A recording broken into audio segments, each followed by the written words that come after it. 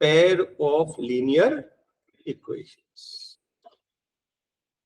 ठीक है, तो सबसे पहले हम इसका मीनिंग समझेंगे। मीनिंग क्या होता है? पेयर मतलब पेयर, एक जोड़ा, दो। लीनियर मतलब ये क्या लिखा यहां पर? लाइन। और ये क्या है? इक्वेशन। हाँ, तो ये क्या हो गया? मैं यहाँ पे हिंदी का क्या लिख दिया मैंने? का। लीनियर इक्वेशन का मतलब क्या होता है? लाइन का इक्वेशन। लीनियर इक्वेशन मतलब लाइन का इक्वेशन। लाइन के इक्वेशन को लीनियर इक्वेशन कहते हैं, इसके इक्वेशन को लाइन। जब मैं लाइन के इक्वेशन को जब मैं प्लॉट करूंगा तो ये लाइन आएगी, क्योंकि लाइन का इक्वेशन है तो लाइन आएगी। क्लास 9th में किया था ना लीनियर इक्वेशन, चैप्टर 4। एक इक्वेशन दिया रहता था, अपन पॉइंट्स प्लॉट करके लाइन नहीं बनाते थे, लाइन आती थी। लाइन क्यों बनेगी? लीनियर इक्वेशन है तो लाइन ही तो बनेगा। तो आपको चैप्टर का नाम क्या है? Linear equation. लीनियर इक्वेशन का मतलब होता है लाइन का इक्वेशन। मीनिंग समझ में आया? अब ये बताइए पेयर क्यों? 9th में तो पेयर नहीं पढ़ा था। पेयर इसलिए नहीं पढ़ा था क्योंकि वहां पर हमारे पास एक इक्वेशन था, एक इक्वेशन की एक लाइन बनती थी। यहाँ कितनी इक्वेशन है? 2 इक्वेशन है। 2 इक्वेशन है तो 2 लाइन बनेंगी। 2 लाइन बनेंगी तो कहीं ना कहीं इंटरसेक्ट करेगी। जो इंटरसेक्शन है, पॉइंट ऑफ इंटरसेक्शन, वो हमारा आंसर सोल्यूशन हो जाएगा। पेयर इसलिए चाहिए क्योंकि दो इक्वेशन को सॉल्व करने के लिए, दो वेरिएबल को सॉल्व करने के लिए दो इक्वेशन की जरूरत पड़ती है। अब डिटेल में समझाता हूं। Linear equation in one variable पढ़ा है कभी? जैसे एग्जांपल 2x + 5 = 15। तो क्या करते हैं हम लोग? 5 वहां ले जाते हैं तो 2x = 10 और 2 से डिवाइड कर दिया तो x = 5। आंसर आ गया ना? तो वन वेरिएबल को सॉल्व करने के लिए कितनी इक्वेशन की जरूरत पड़ती है? 1। एक इक्वेशन से सॉल्व हो गया। लेकिन अगर मैं 2 वेरिएबल का इक्वेशन दूंगा आपको, तो आपको कितने इक्वेशन चाहिए सॉल्व करने के लिए? 2 इक्वेशन चाहिए। मैंने क्या दिया? 2 वेरिएबल का इक्वेशन, 2x + 3y = 5, हाँ, 4x + 7y = 10। ये क्या है? 2 इक्वेशंस।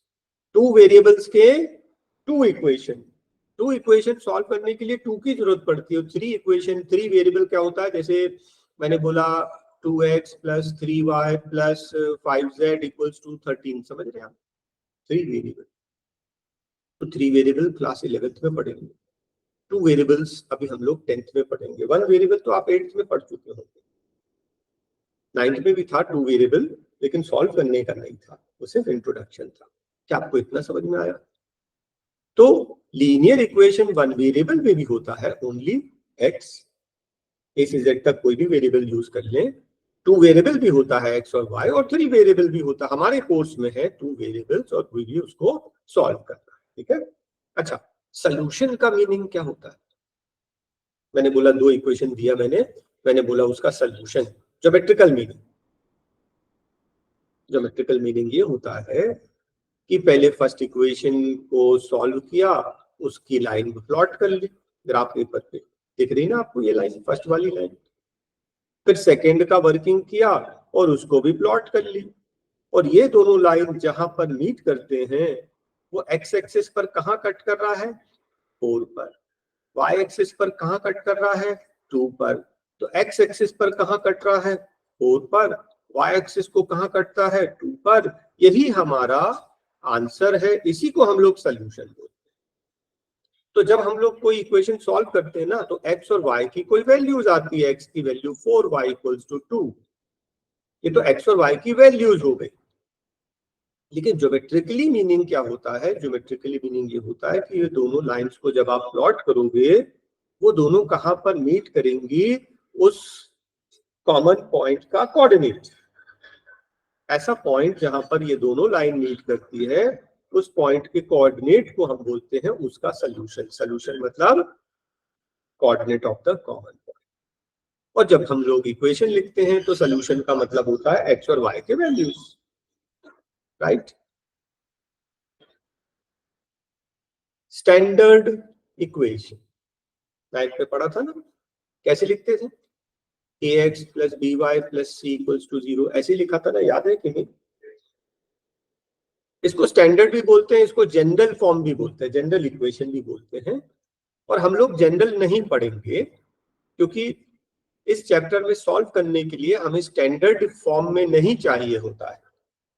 तो स्टैंडर्ड फॉर्म में एक ही करते थे क्रॉस मल्टीप्लिकेशन, वो भी अब कैंसिल हो गया। क्रॉस मल्टीप्लिकेशन कोर्स में कैंसिल हो गया है। सिर्फ इसको हम लोग स्टैंडर्ड फॉर्म में यूज करते थे, सॉल्व करते थे। तो अब हम लोग स्टैंडर्ड फॉर्म में यूज नहीं करेंगे। अगर स्टैंडर्ड फॉर्म दिया है तब भी हम उसको नॉर्मल में कन्वर्ट कर लेंगे। तो नॉर्मल फॉर्म क्या होता है? ax plus B Y equals to C. मतलब समझ रहे हैं आप?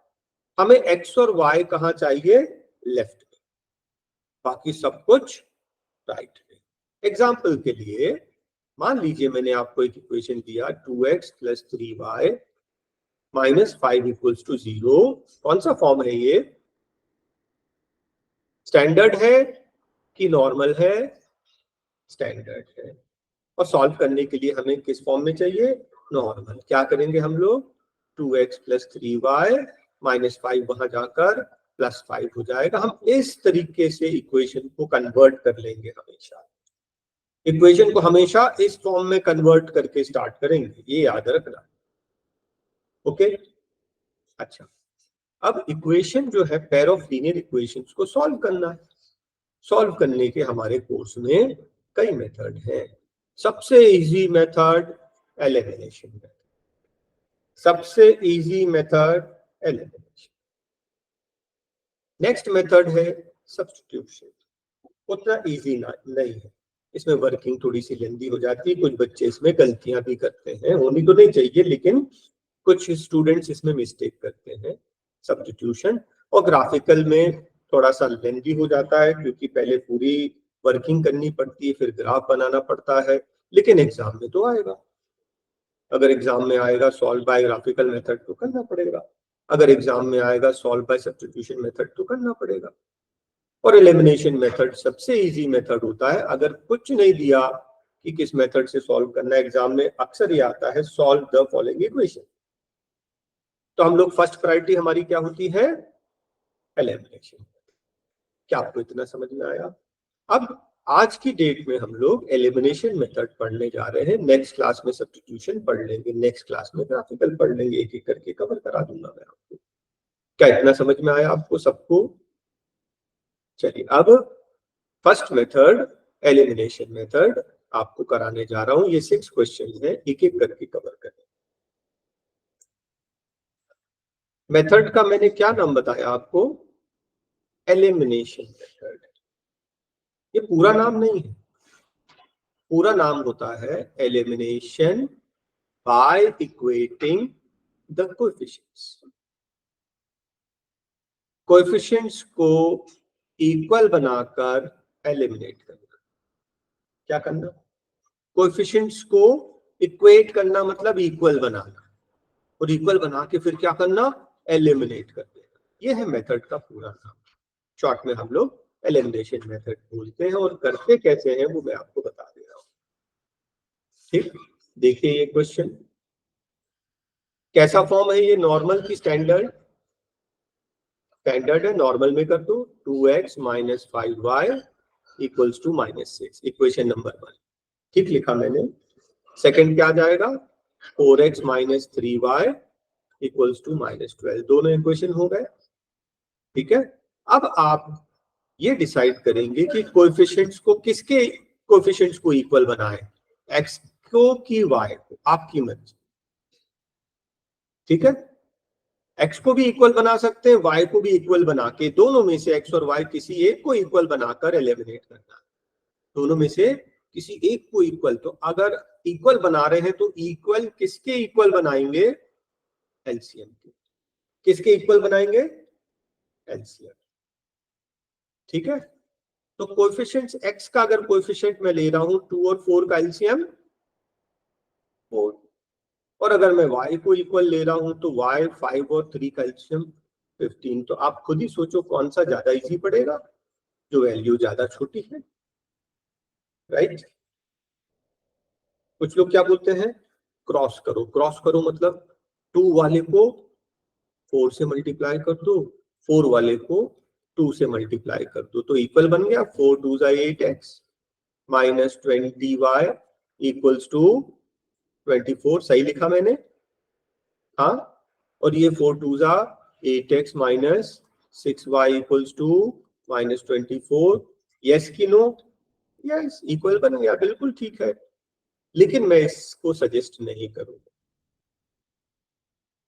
मैं ये सजेस्ट नहीं करूंगा। बोल सर, फर्स्ट इक्वेशन को 2 से मल्टीप्लाई कर दीजिए। हाँ, मैं सजेस्ट ये करूंगा कि हम लोग ना इक्वल किसके बनाए, एलसीएम के इक्वल।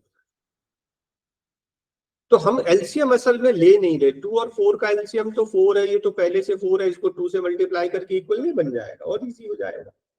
समझ गए ना? तो कुछ लोग ऐसा करने को बोलते हैं, उससे क्या होती है, वर्किंग बेवजह लेंदी हो जाती है, फिर बाद में बैठ के काटना पड़ता। हम लोग ये काम नहीं करने वाले। आपको समझ में आया? मान लो कि मैं आपको इक्वेशन कुछ ऐसा दे दूं, एक सेकंड रुकना। हाँ, मान लो आपको मैं इक्वेशन दूं 20x plus 40y, 20x minus 5 और 40x माइनस 3y। तो क्या 20 वाले को 40 से और 40 वाले को 20 से मल्टीप्लाई करते रहेंगे? तो ये कुछ लोग बोलते हैं कि क्रॉस कर दिया करो, मैं सजेस्ट नहीं करूं। क्यों? क्योंकि बेवजह हम लोग बहुत लेंदी करते हैं, फिर बाद में बैठ के काटते रहते हैं। हम लोग ऐसे नहीं करेंगे। हम लोग कैसे करेंगे, जल्दी बोलो। हम लोग ऐसे करेंगे, हम इसको एक बार फिर से पेस्ट करके मैं यहां से सॉल्व कराना स्टार्ट करता हूं। 2x minus 5y equals to minus 6, equation number 1, right. 4x minus 3y equals to minus 12, equation number 2। कोई कंफ्यूजन? पहले क्या किया हमने, इक्वेशन को नॉर्मल फॉर्म में, फिर मेथड का नाम था elimination by equating the coefficients. Coefficients को इक्वल बनाना, तो हमने डिसाइड किया कि 2 और 4 का एलसीएम 4 होता है, इसको इक्वल बनाना इजी है। फर्स्ट इक्वेशन को 2 से मल्टीप्लाई कर दें तो 4 बन जाएगा, और सेकंड तो 4 पहले से है। इक्वल किसके बनाते हैं, एलसीएम। x का एलसीएम है 2 और 4 का एलसीएम 4, ये पहले से 4 है, इसको 2 से मल्टीप्लाई कर दो। तो 2 से किसको मल्टीप्लाई करेंगे, पूरी इक्वेशन को, एंटायर इक्वेशन।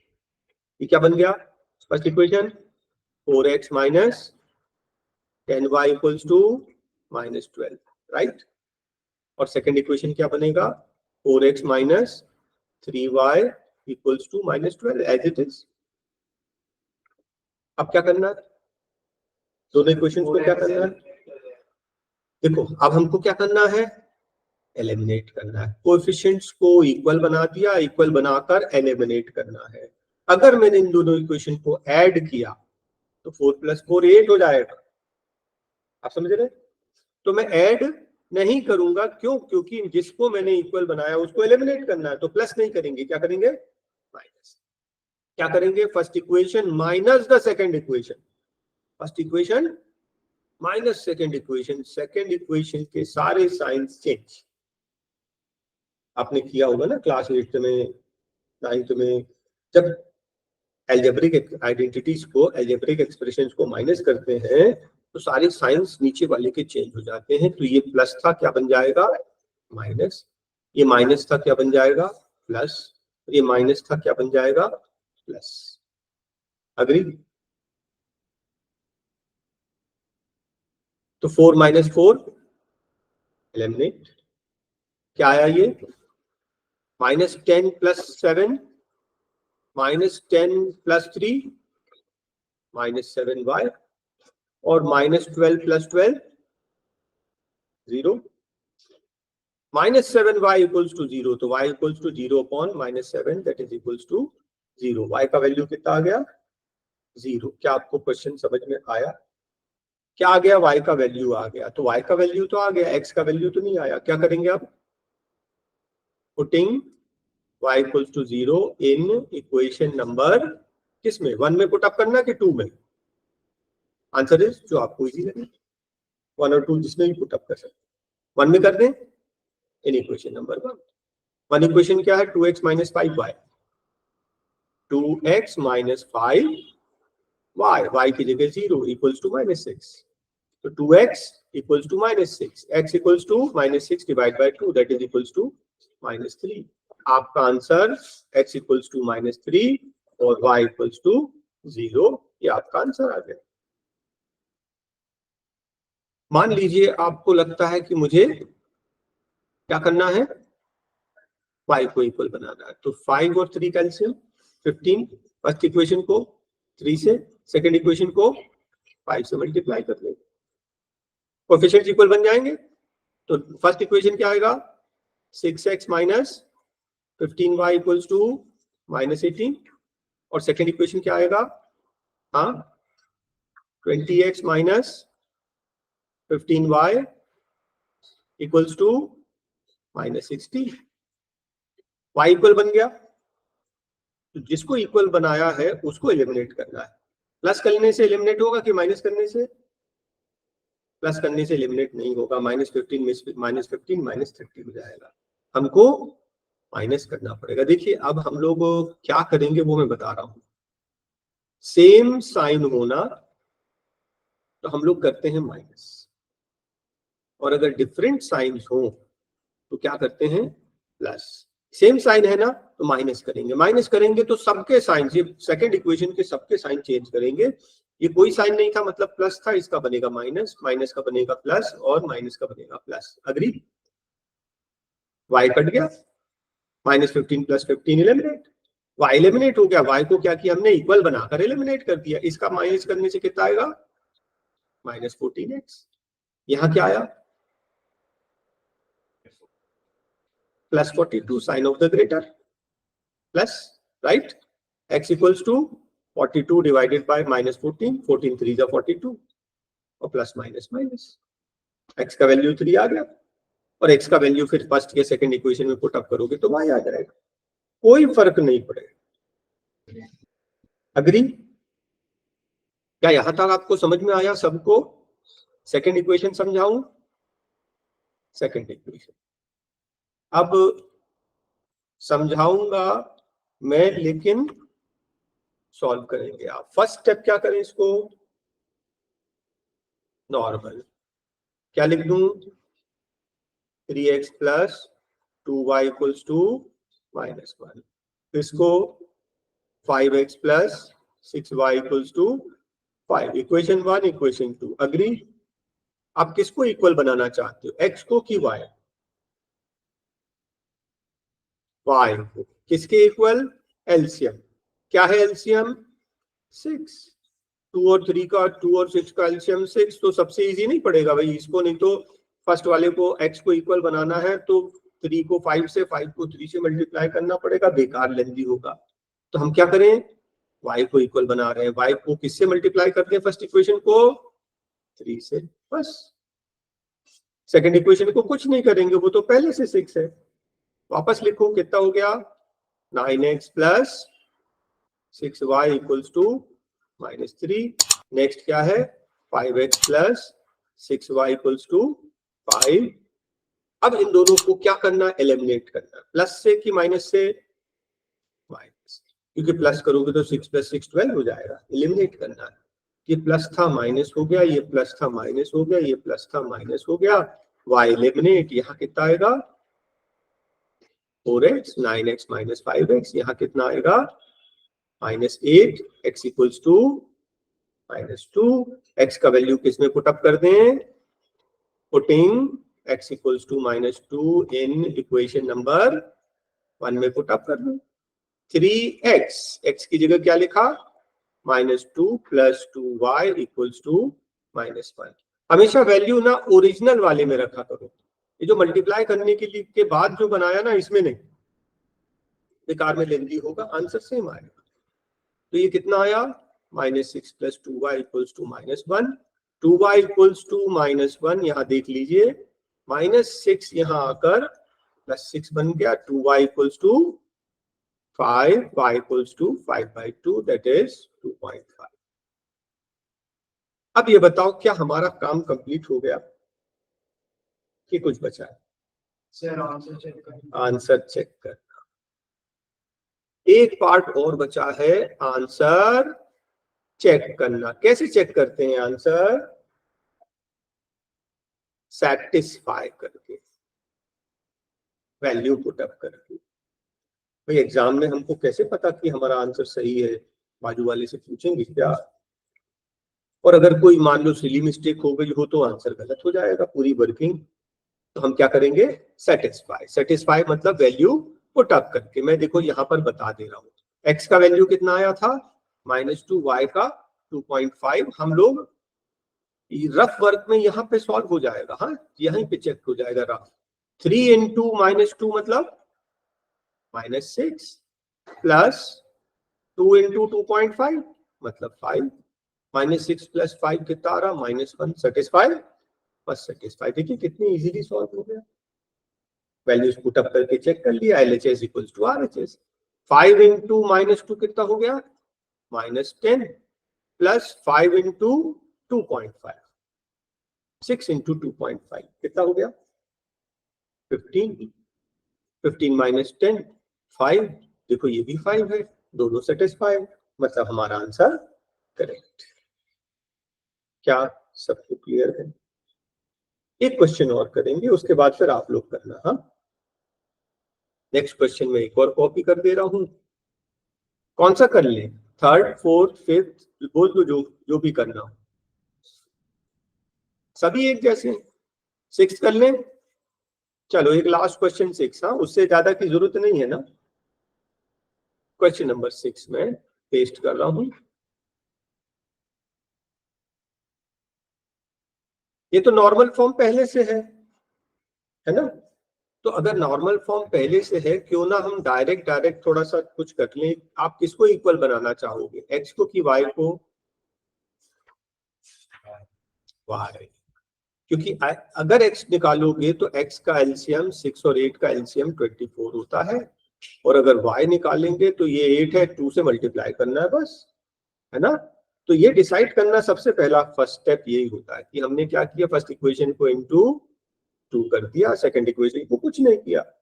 फर्स्ट इक्वेशन क्या आ गया? 16x plus 8y equals to 14। और नेक्स्ट क्या है? 6x minus 8y equals to 41। मुझे बताइए अब मैं इन दोनों इक्वेशंस को क्या करूं, प्लस करूं कि माइनस करूं? Exactly yes, 8y minus 8y तो एलिमिनेट हो रहा है ना, सेम डिफरेंट साइन में प्लस करते हैं तो 8y minus 8y eliminate, cancel हो गया। 16 प्लस 6 22x, ये कितना? 55। x इक्वल्स टू 55/22, 11 2 जा 11 5 जा, x का वैल्यू आ गया 5/2। अग्री? अभी x का वैल्यू कहां पुट अप कर दें? फर्स्ट में पुट अप कर देते हैं, putting x equals to 5/2 in equation number 1। 8 4 7, हाँ इक्वेशन क्या है? 8 4, यही है ना इक्वेशन। x की जगह क्या लिख दिया? 5/2, ये एलिमिनेट, कैंसिल, कितना बचा? 20 plus 4y equals to 7। Agree? कोई मिस्टेक तो नहीं हो गई?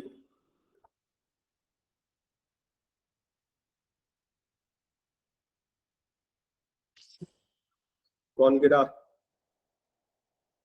6 वाला इक्वेशन लिया ना मैंने, ठीक है। तो इन दोनों को अब क्या हो गया, ये 4y इक्वल्स टू 7, ये 20 यहां आकर -20, 4y equals to -13, y equals to -13/4, that is equals to -3 4 12, 3.25, या फिर फ्रैक्शन में छोड़ देना आप, दैट इज ऑल। हमारा आंसर करेक्ट है। सर हम x को 2.5 नहीं ले सकते? x को 2.5 बिल्कुल ले सकते हैं, 5/2 2.5 एक ही बात है, ठीक है, बिल्कुल ले सकते हैं। आपको मेथड समझ में आया?